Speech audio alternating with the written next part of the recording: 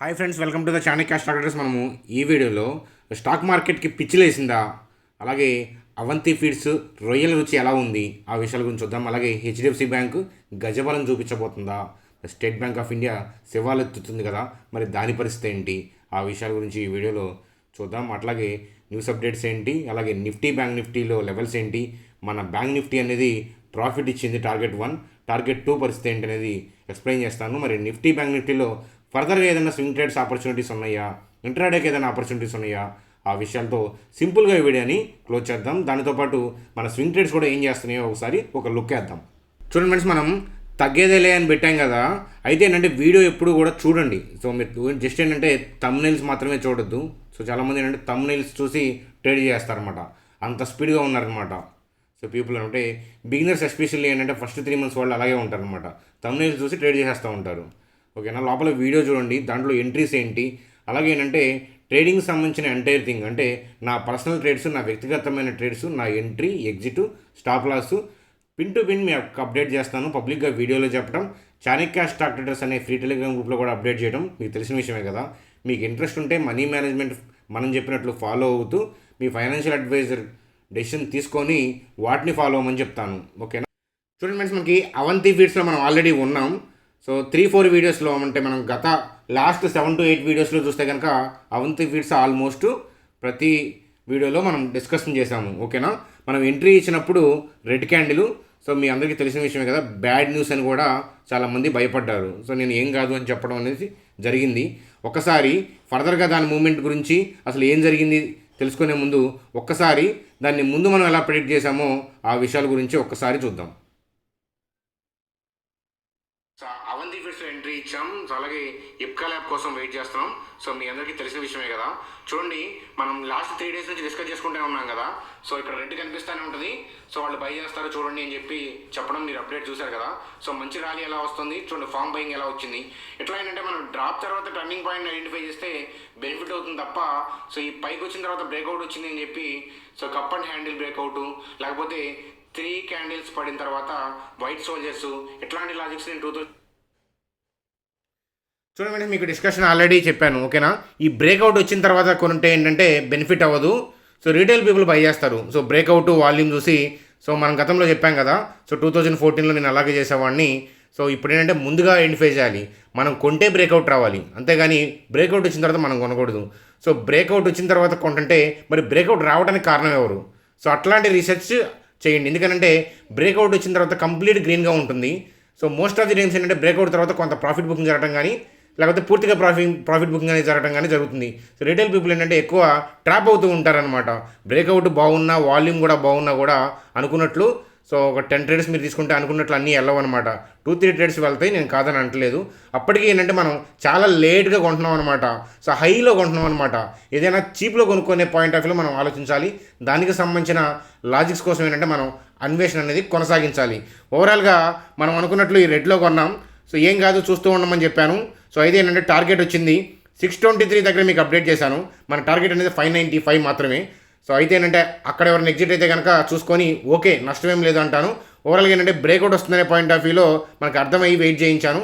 So breakout వచ్చిన తర్వాత ఇమీడియట్గా ఏంటంటే మనం 40% ఆఫ్ ది క్వాంటిటీ, అంటే మనకి 100 షేర్లు ఉంటే దాంట్లో 40 క్వాంటిటీ అనేది సో ఎగ్జిట్ కొట్టాము. ఓకేనా, అంటే 60 క్వాంటిటీ, రిమైనింగ్ 60 క్వాంటిటీ అంటే 60% అనమాట. కొంతమందికి 500 ఉంటాయి, కొంతమందికి 200 ఉంటాయి, కొంతమందికి ఇంకా తక్కువ ఉంటాయి కదా. So remaining 60% of the quantity అనేది టార్గెట్ ఏంటి అని అంటే 760, సో 740 మధ్యలో, సో 740, 770 మధ్యలో ఎగ్జిట్ కొట్టిస్తాను, అంటే అక్కడ ప్రాఫిట్ కొట్టిస్తాను. సో దీన్ని బేస్ చేసుకొని ఇప్పుడు ఎంటర్ అవ్వద్దు. ఓకేనా, ఏదైనా బ్రేక్అవుట్ వచ్చింది సో అలా ఎంటర్ అయ్యే వాళ్ళు ఉంటే కనుక మీ ఫైనాన్షియల్ అడ్వైజర్ని కలిసి తీసుకోమని అంటాను. మేము ఆల్రెడీ కింద కొన్నాం కాబట్టి 40% ఇక్కడ బుక్ చేసాం. అలాగే రిమైనింగ్ 60% అనేది 740, 770 దగ్గర ఎగ్జిట్ కొడతాం. ఒకవేళ మేము అనుకున్నట్లు ట్రావెల్ అవ్వకపోతే కనుక మిడిల్ డ్రాప్ ఎక్కడ కొట్టాలి అనే విషయం కూడా నేను చెప్తాను. So entry price any cost ఏంటంటే రిమైనింగ్ 60% క్వాంటిటీకి ఎంట్రీ ప్రైస్ అనేది స్టాప్ లాస్గా పనిచేస్తుంది. సో ఇది తిరుగులేదు. 90% అంటే 760కి వెళ్తుందనమాట. ఎవరికి ఇక్కడ ఎంటర్ అయిన వాళ్ళకి, ఇక్కడ ఎంటర్ అవ్వమని మాత్రం నేను చెప్పను. సో అలా చేయకూడదు అనమాట. ఇక్కడ ఎంట్రీ అయితే కనుక 40% మనం క్లీన్ చేసాం, 60% ఆఫ్ ది క్వాంటిటీ మనకి పెండింగ్ ఉంది కదా. సో అది మనం 740 to 770 కోసం మనం వెయిట్ చేయమని చెప్తాను. 740 770 వస్తే కనుక తీసేసేయండి, లేదా టెలిగ్రామ్ గ్రూప్లో కూడా నేను అప్డేట్ ఇస్తాను కదా, ఆ అప్డేట్ కోసం వెయిట్ చేయమని చెప్పి చెప్తాను. చూడండి ఫ్రెండ్స్, అలాగే హెచ్డిఎఫ్సి బ్యాంక్ సంబంధించిన అప్డేటు. సో వాళ్ళు సెబీకి అప్డేట్ చేసిన థింగ్స్ సో మీరు చూడండి. సో నేను పంపించాను, చాణక్య స్టాక్ ట్రేడర్స్ టెలిగ్రామ్ గ్రూప్లో కూడా పంపిస్తాను. సో మార్కెట్ రన్నింగ్లో పంపించకపోవడానికి కారణం ఏంటంటే మీకు ఆల్రెడీ చెప్పాను కదా, బిగినర్స్ న్యూస్ని బేస్ చేసుకొని ఇమీడియట్గా బయోసెల్లో చేస్తారు ఇంట్రాడే. సో లాస్ట్ నైట్ మనం డిస్కస్ చేసుకున్నాం కదా, సో ఎవరైతే అటెండ్ అవ్వని వాళ్ళు అటెండ్ అవ్వడానికి ట్రై చేయమని చెప్తాను. సో ఫర్దర్గా మీకు ఏంటంటే బెనిఫిట్స్ అవుతాయి, దానివల్ల నష్టమైతే ఏమీ ఉండదన్నమాట.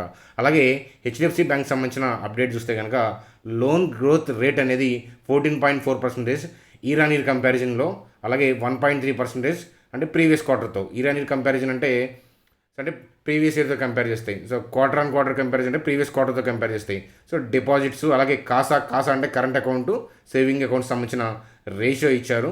సో ఇవి అప్డేట్స్. మనకి ఫర్దర్గా హెచ్డిఎఫ్సి బ్యాంక్ యొక్క Q1 రిజల్ట్స్ రావాల్సి ఉంది. ఓకేనా, వెయిట్ చేద్దాం. సో అయితే ఏంటంటే అవి వచ్చిన తర్వాత ఇమ్మీడియట్గా డెసిషన్ తీసుకోవద్దు.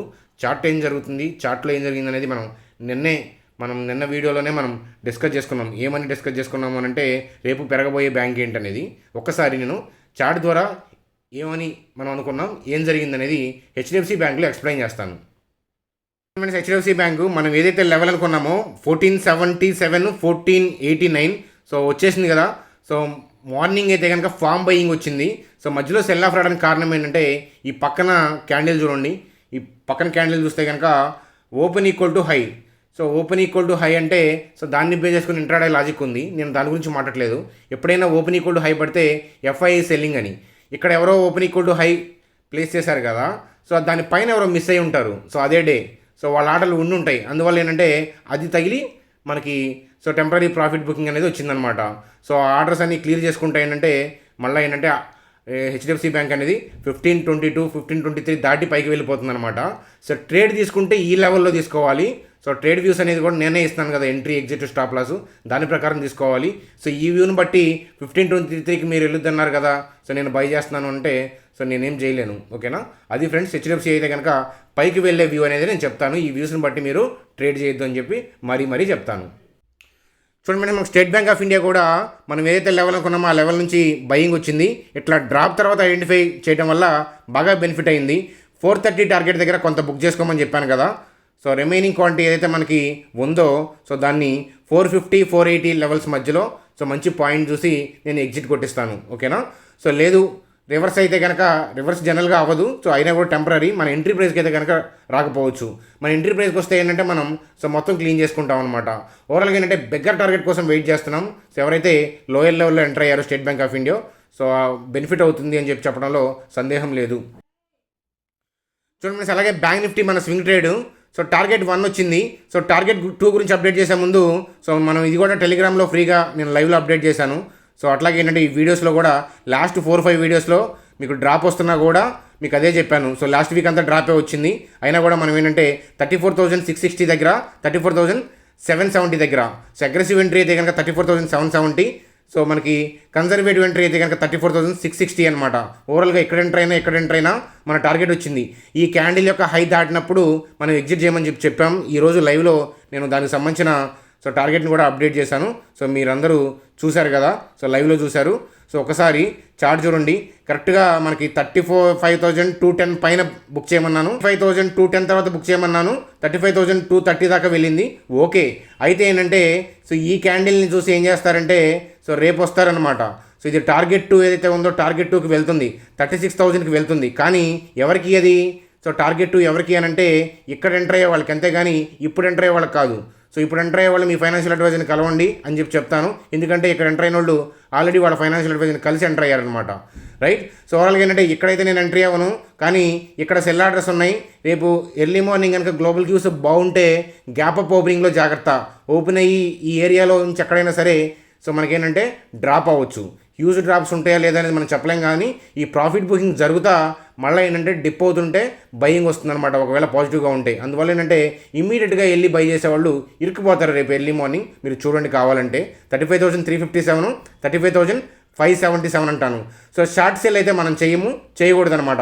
మనం ఆల్రెడీ పొజిషన్స్ ఉన్నాయి కాబట్టి 36,000 కోసం వెయిట్ చేద్దాము. లేదు కొత్త ట్రేడ్ కావాలి, సో ఫ్రెష్గా బయింగ్ కావాలి అని అంటే కనుక సో మళ్ళీ ఇక్కడ ఆపర్చునిటీ ఉంది. సో ఇదే లెవెల్లో మళ్ళీ ఆపర్చునిటీ ఉంది.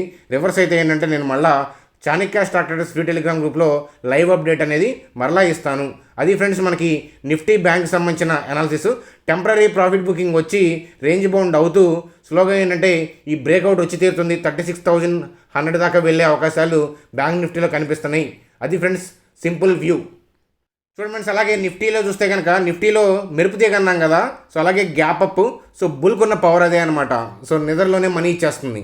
ఓకేనా, మనం దాని ముందు కూర్చొని కష్టపడాల్సిన అవసరం లేదు. సో హ్యాపీగా గ్యాప్ అప్. ఫర్దర్గా కూడా మనకి ఈ లెవెల్లో పెద్దగా అడ్డమేమీ లేవు. సో ఓవరాల్గా 15,915 అబౌవ్కి వెళ్తుందన్నమాట. సో ఎవరన్నా లాంగ్ ఉంటే కనుక ఈ లెవెల్లో కొనుక్కొని ఉంటే కనుక 15,930 940లో ఎగ్జిట్ కొడితే బెనిఫిట్ అవుతుంది అని చెప్తాను. ఓవరాల్గా స్లోగా విత్ వోల్టాలిటీ.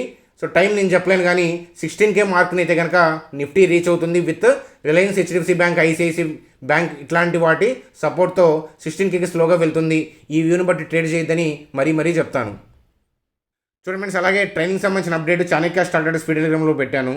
సో అయితే ఏంటంటే డైలీ చార్ట్స్ ప్రాక్టీస్ చేసే ఉద్దేశం ఉంటేనే రమ్మని చెప్తాను. సో మీరు ప్రాక్టీస్ చేయకపోవడం వల్ల ఏంటంటే చెప్పే వాళ్ళకి చెప్పబుద్ధి కాదు. సో ఎందుకంటే మీకు బెనిఫిట్ ఏమీ అవ్వదనమాట. సో ఓన్లీ మనీ పే చేసే ఉద్దేశం, జస్ట్ వినే ఉద్దేశం ఉంటే కనుక రావద్దు అని చెప్తాను. మీరు వచ్చినా కూడా నేను పంపించేస్తానని చెప్పి మరీ చెప్తాను. మీరు ప్రాక్టీస్ చేయకపోతే మధ్యలో పంపిస్తాను. సో మీరు ఫీల్ అవ్వద్దు ఆ తర్వాత. రైట్, ట్రైనింగ్ అనేది బ్యాచ్ అనేది ఫ్రైడే, అప్కమింగ్ ఫ్రైడే 9 PMకి స్టార్ట్ అవుతుంది ఇంట్రడక్షన్తో. సో మీకు ఇంట్రెస్ట్ ఉంటే కనుక కింద నెంబర్కి నార్మల్ మెసేజ్ కాదు, వాట్సాప్ మెసేజ్ అనేది చేయండి అనమాట. సో డీటెయిల్స్ పెట్టున్నాయి కదా. సో మీరు ఇంట్రెస్ట్ ఉన్న వాళ్ళు మాత్రమే జాయిన్ అవ్వండి అని చెప్తాను. సో టైం కుదిరిన వాళ్ళే చేయండి అని చెప్తాను. తక్కువ క్యాపిటల్ ఉన్న వాళ్ళు ట్రైనింగ్కి రావద్దు అని చెప్తాను. ఎందుకంటే మనం ఇచ్చే థింగ్స్ చేసుకుంటా ప్రైమరీ ఇన్కమ్ జాగ్రత్తగా చేసుకుంటా వెళ్ళొచ్చు అనమాట. సో ప్రాపర్గా మనకి ఫ్యూచర్లో కనుక తెలుసుకోవాలి మనీ ఉంది అన్నప్పుడు నేర్చుకునే ఇంట్రెస్ట్ ఉంటే అప్పుడు రమ్మని చెప్తాను. సో అది ఫ్రెండ్స్, ఎస్పెషల్లీ డెరివేటివ్ చేసేవాళ్ళు అయితే కనుక ఖచ్చితంగా అటెండ్ అయితేనే బెనిఫిట్ అవుతుంది. ఎందుకంటే ట్రేడ్ వ్యూస్ మనమే ఇచ్చినా కూడా సో ఎమోషన్స్ అనేవి కంట్రోల్ చేయడం అనేది సాధ్యమైన విషయం కాదనమాట.